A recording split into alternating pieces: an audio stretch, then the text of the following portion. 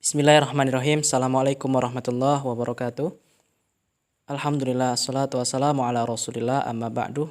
Bersyukur kepada Allah dengan mengucapkan alhamdulillahirabbil alamin, bersolawat kepada Nabi dengan mengucapkan Allahumma sholli ala Muhammad. Oke, apa kabar kawan-kawan CPNS, calon penghuni surga? Masih pada semangat ya puasanya? Oke, pada kesempatan kali ini kita akan membahas tentang amalan cerdas di tengah pandemi. Nah, kita juga kedatangan dua pemateri nih. Pemateri pertama ada Saudara Sabili Isulhaq. Beliau adalah seorang mahasiswa yang sekarang menempuh pendidikannya sebagai mahasiswa di Sudan. Dan pemateri kedua ada Mbak Madarina Rozana. Beliau juga sedang menempuh pendidikan sebagai mahasiswi di Universitas Al-Azhar Kairo, Mesir.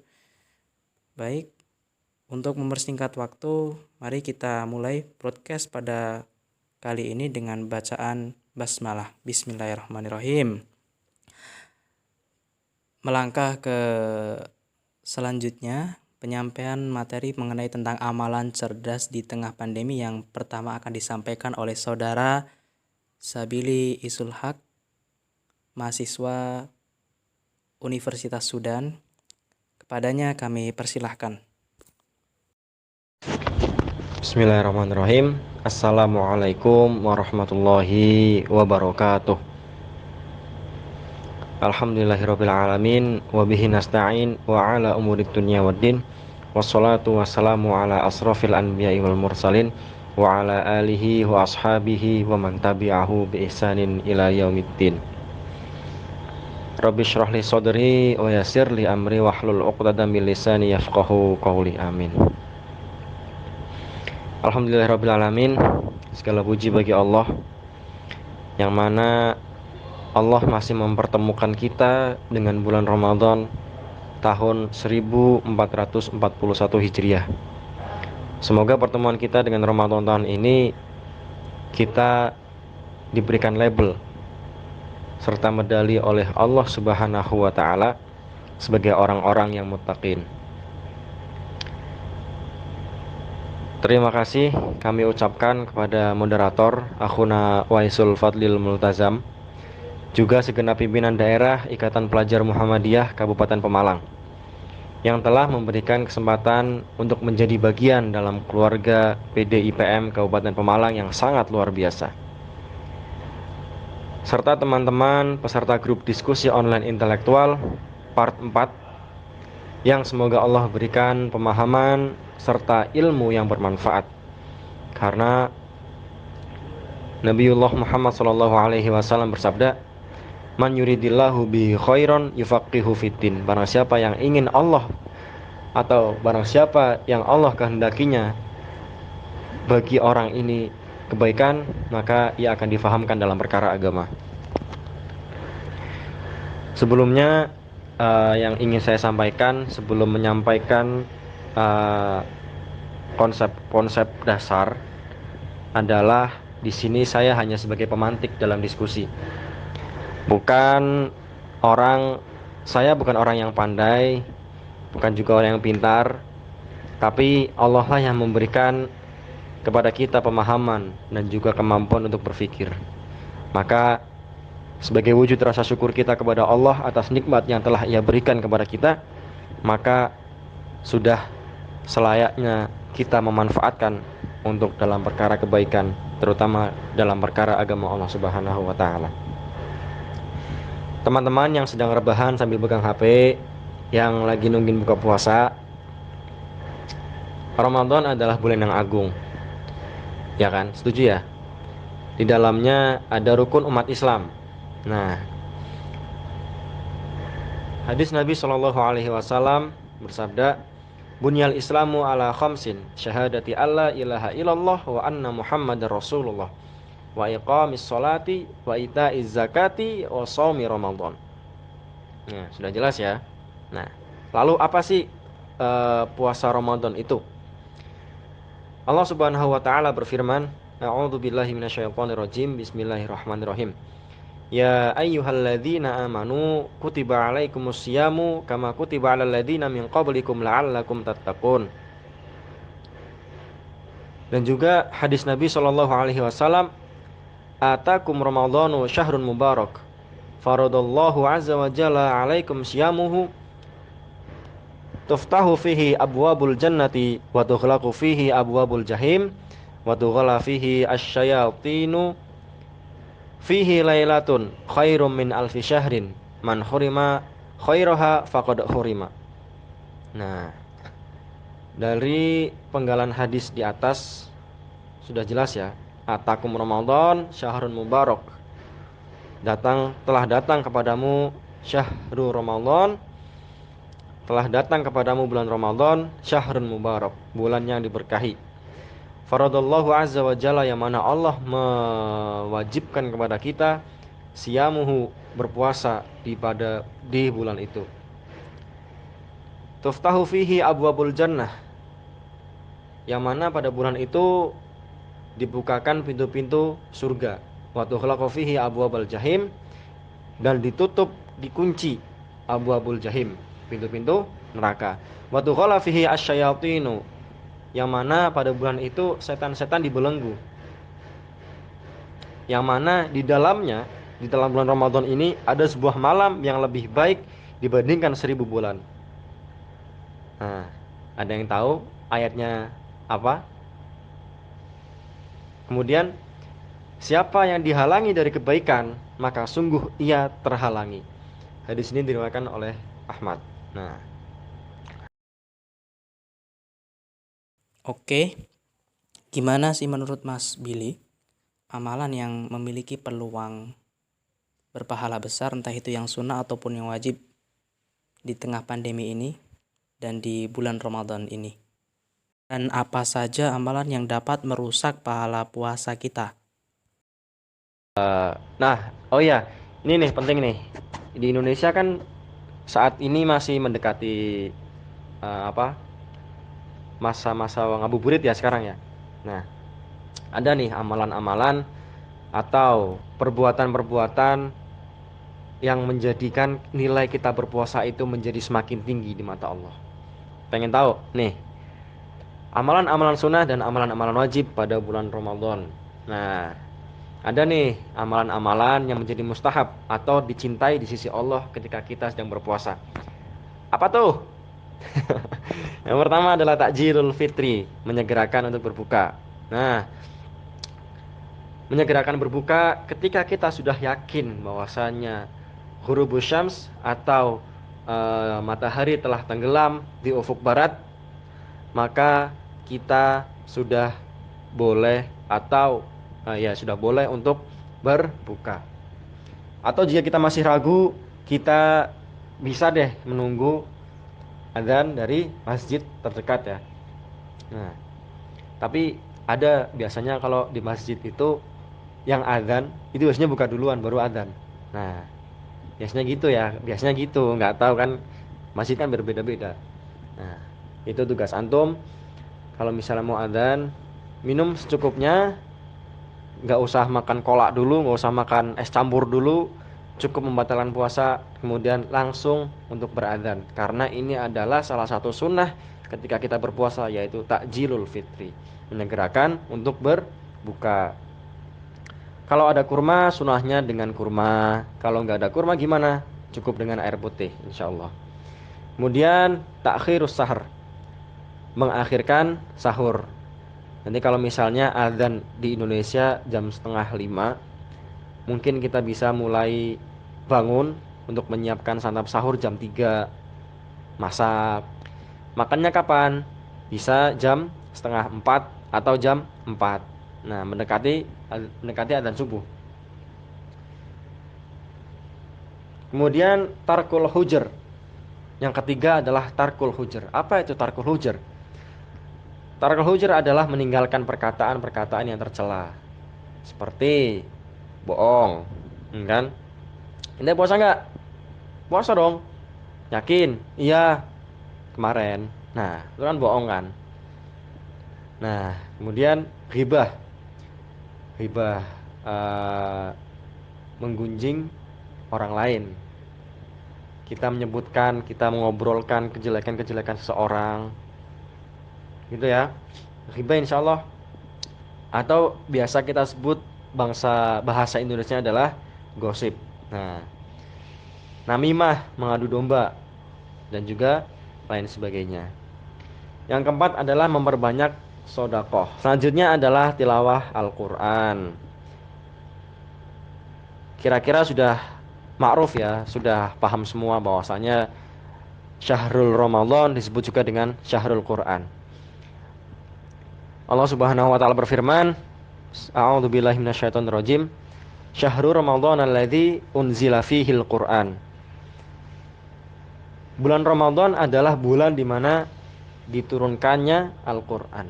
Maka jika kita biasanya dalam satu minggu khatam 30 juz, dalam 2 minggu kita khatam 2 kali khatam Al-Quran, dalam 3 minggu kita khatam. Nah, maka kita harus lebih bersemangat lagi. Kenapa? Bukankah Al-Quran itu merupakan syafaat pada hari akhir nanti? Bukankah setiap hurufnya dihitung 1 kali kebaikan, 1 kali kebaikan dikalikan 10? Nah, itu kalau misalnya kita bangun tidur, sahur, kita baca Al-Quran. Nah, setelah sahur, daripada tidur lagi kita baca Al-Quran. Setelah sholat subuh, daripada rezekinya dipatok ayam, ya kan? Mending kita baca Al-Quran, ya kan? Banyak sekali amalan-amalan yang disukai oleh Allah Subhanahu wa taala ketika kita berpuasa. Salah satunya adalah tilawah Al-Qur'an tadi, ya. Jadi daripada kita memperbanyak gurauan-gurauan yang tidak bermanfaat, lebih baik kita mendekatkan diri, lebih baik kita berkomunikasi dengan Al-Qur'an, yang mana Al-Qur'an ini adalah kalamullah, yang juga merupakan mukjizat terbesar Nabi Muhammad SAW. Kemudian memperbanyak doa. Nah, ini nih, antum kan sekarang masih dalam masa-masa ngabuburit ya. Nah, dalam hadis Nabi Muhammad SAW menjelaskan, falathatun la turad da'watuhum. Ada 3 nih doa-doa yang tidak ditolak. Nah, apa aja tuh? Yang pertama adalah as-shaimu hatta yuftir. Orang yang berpuasa sampai ia berbuka. Nah, tuh berpuasa sampai ia berbuka tuh doanya dikabulkan. Di hadis lain juga disebutkan, salah satu natur da'watuhum as-shaimu hina yuftir. Orang yang berpuasa ketika dia hendak berbuka. Nah, itu masa-masa doa yang diijabah oleh Allah Subhanahu wa taala. Wal imamul adil, juga imam yang adil, wa da'watul madlum, doa orang-orang yang terzalimi. Hadis riwayat Ahmad. Selanjutnya yaitu tentang hal-hal yang sebaiknya kita hindari ketika kita berpuasa. Ya, sebaiknya bukan hanya berpuasa ketika kita berpuasa aja, tapi kita juga dalam kehidupan sehari-hari juga kalau bisa itu harus dihindari dari kita masing-masing. Apa itu? Yang pertama adalah berkata dusta, pandir, dan jahil. Nah, sebagaimana yang telah disabdakan oleh Nabi Muhammad SAW dalam hadisnya, beliau menyampaikan, barang siapa yang tidak suka menghentikan perkataan dusta dan menjauhi perkataan pandir, maka Allah tidak ada gunanya ia meninggalkan makan dan minumnya. Bayangin deh, kita udah seharian nahan lapar, nahan makan, nahan minum, pengen bikin sirup, lihat iklan marjan di TV, itu tiba-tiba gak ada nilainya di sisi Allah, gara-gara kita sering bohong, gara-gara kita seneng berkata perkataan yang tidak bermanfaat. Kan ya bahasa Sudannya eman-eman gitu kan. Setelah itu ada juga berbuat gaduh dan meninggalkan perdebatan. Nah, berbuat gaduh dan meninggalkan perdebatan.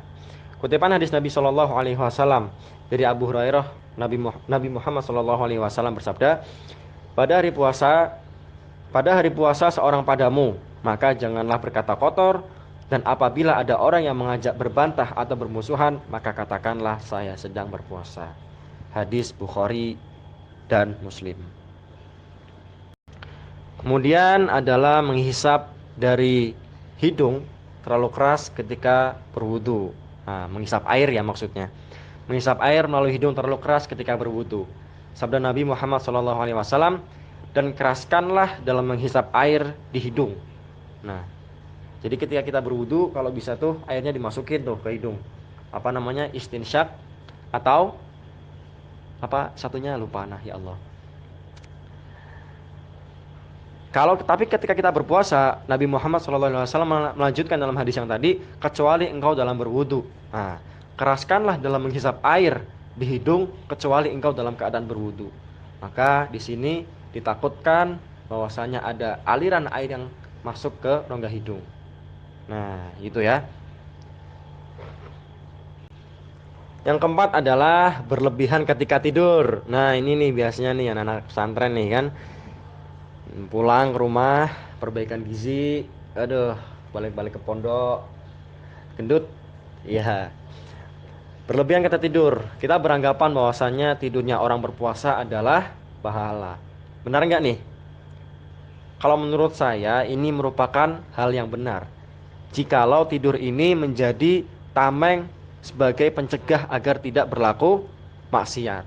Misalnya nih, aneh kalau nggak tidur, aneh takut nanti tiba-tiba setan membisiki saya, tiba-tiba jin dan iblis membisikkan kata-kata yang tidak ke dalam telinga saya, ke dalam hati saya. Nah, itu boleh.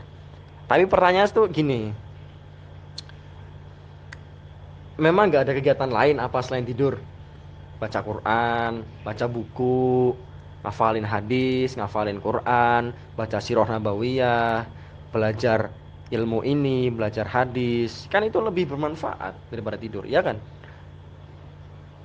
Nah, oleh karena itu, coba kita untuk mengurangi tidur. Dan bisa tuh memperbanyak bacaan Al-Quran tadi ya. Nah, oh iya, puasa ini kan sebagai kita untuk menahan dari bermaksiat kan. Harusnya kita dalam berpuasa itu kita justru tertahan untuk berbuat maksiat. Nah, makanya jangan banyak tidur. Coba untuk bermanfaat. Oke? Stay produktif lah walaupun kita sedang dalam keadaan berpuasa. Karena puasa itu sebenarnya bukan sebagai halangan, tapi dengan puasa ini Allah mengangkat derajat kita sebagai orang-orang yang bertakwa insyaallah. Kemudian berbuka dan makan berlebihan. Nah, tuh dari apa mentang-mentang tadi lupa sahur. Sahurnya tadi jam bekernya banguninnya telat. Alarmnya bunyinya telat. Jadinya nggak bisa sahur. Terus cuman minum air, terus tiba-tiba langsung adzan. Puasa seharian lemes, tidur-tiduran doang.